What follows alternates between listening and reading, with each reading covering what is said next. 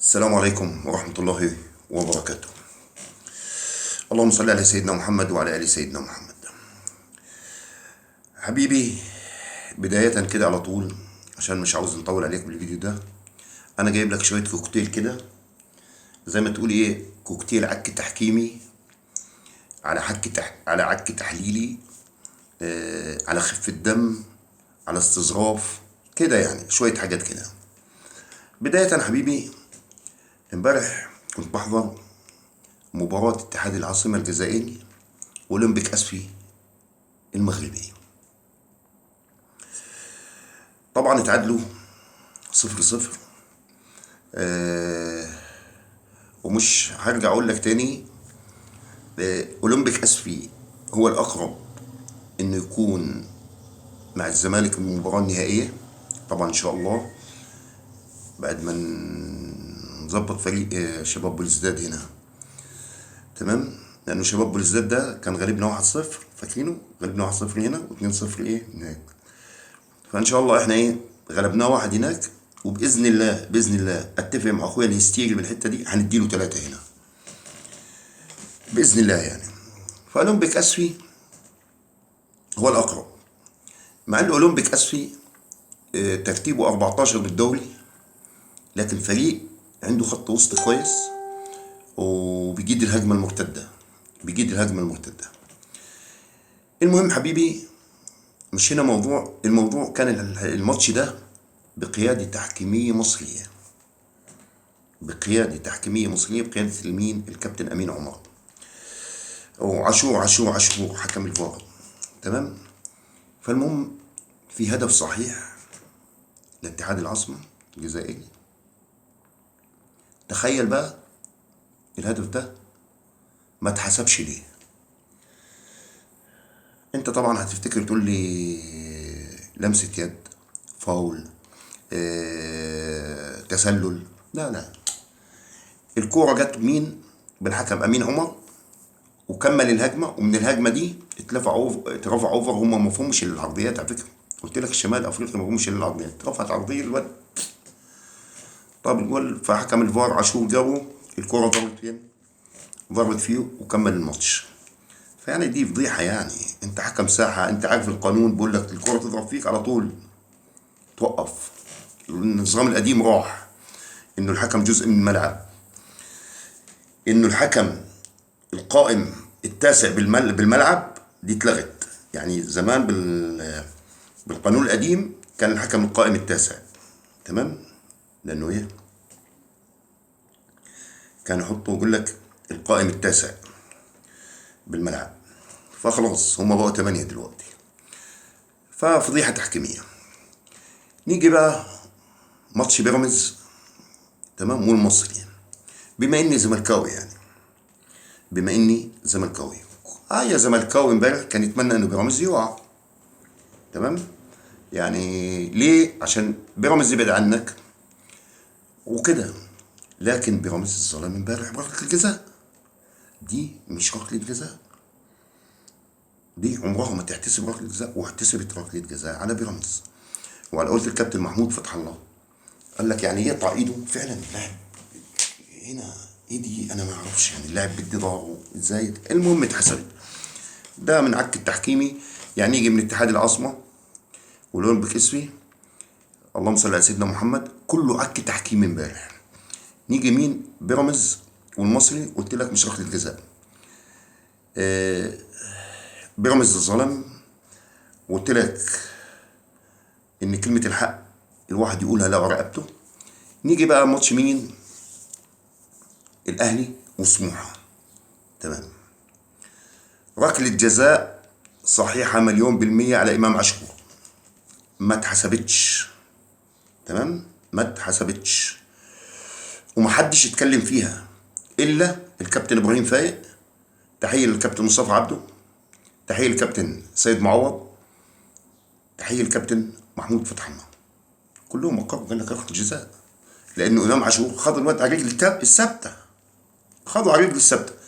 بعدين للاسف انه ضربه الجزاء بتاعت الاهلي دي، اللي على اهلي عفوا، ضربه الجزاء اللي على الاهلي لسموحه، دي مش لمسه يد، ايد مفتوحه ولا ايد مغلقه ولا ايد مكبره الجسم ولا مصغره الجسم، دي كوره فاول، يعني فاول على الرجل الثابته. المهم الاهلي قدر بالضغط الاعلامي، على الضغط الاعلامي اللي عمله على الكابتن محمود وفا، تمام، وطلعوا الحكم المسرح. فهمت ازاي؟ بركله الجزاء اللي كانت ليهم، بركله الجزاء الصحيحه اللي كانت ليهم على سيراميكا، قدروا ايه؟ انهم يحيدوا الحكم، تمام، مع الضغط الاعلامي، فما اتحسبتش ركله جزاء. طبعا سموحه امبارح اتظلم تحكيميا وظلم نفسه. ظلم نفسه ازاي بقى؟ الكابتن احمد عبد العزيز هو اللي ظلم نفسه مع الاهلي. اولا يا كابتن احمد عبد العزيز، مفيش كوره بتتلعب كده. بمعنى ايه؟ هتقول لي لا، ما ده يا عم ده سموحه لعب ماتش ايه؟ بص يا حبيبي، بص، انا اعرف صامويل امادي، انت خرجته ليه؟ ده رقم واحد، اللاعب النيجيري ده، الواد اللي حط لنا واحده على طريقه شيكابالا ده، تمام.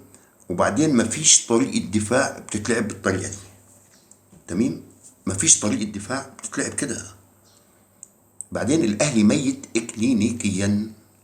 انا مش بشتم الاهلي، الاهلي ميت اكلينيكيا يا جماعه. انا ما اجي اقول الاهلي سيء، مش اني بشتم الاهلي، سيء، ريال مدريد سيء، المان سيتي بيكون سيء، ليفربول سيء.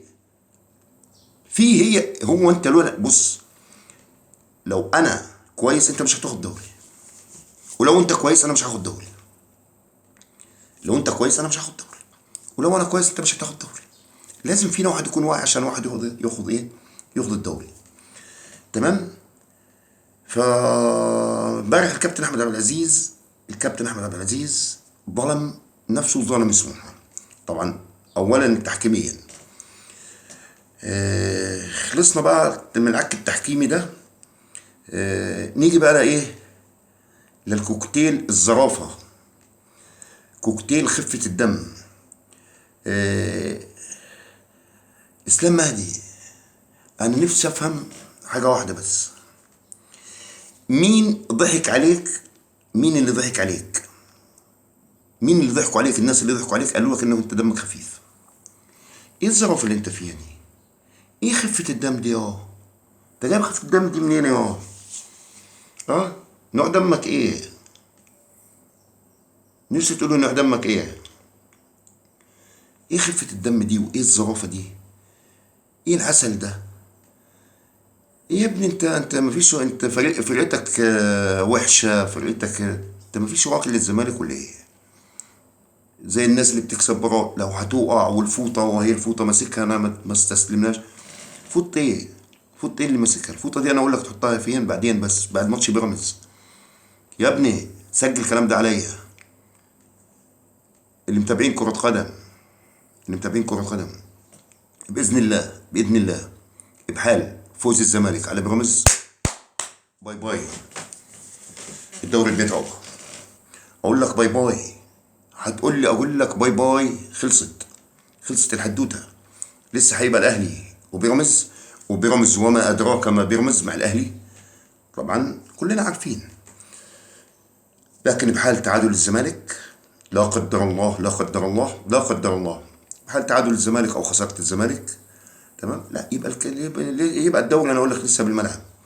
يا ابني انت ميت اكلينيكيا، ميت السنه دي، ميت اكلينيكيا، وقايل لك الكلام ده بالفيديوهات بالاول. قلت لك انت تهددني باهلي، هددني باهلي 2012 2000 وكده، انت فاهم، 2011 2006 2007 اهلي 2008، فاهم؟ ده تهددني، اما مش الاهلي ده اللي انا اتهدد فيه، تمام. هي مش بالصفقات، والله ما هي بالصفقات يا ابني، والله والله والله اخوان بزيرة بصفقاتكم كلها، اخوان بزيرة ده بصفقاتكم كلها.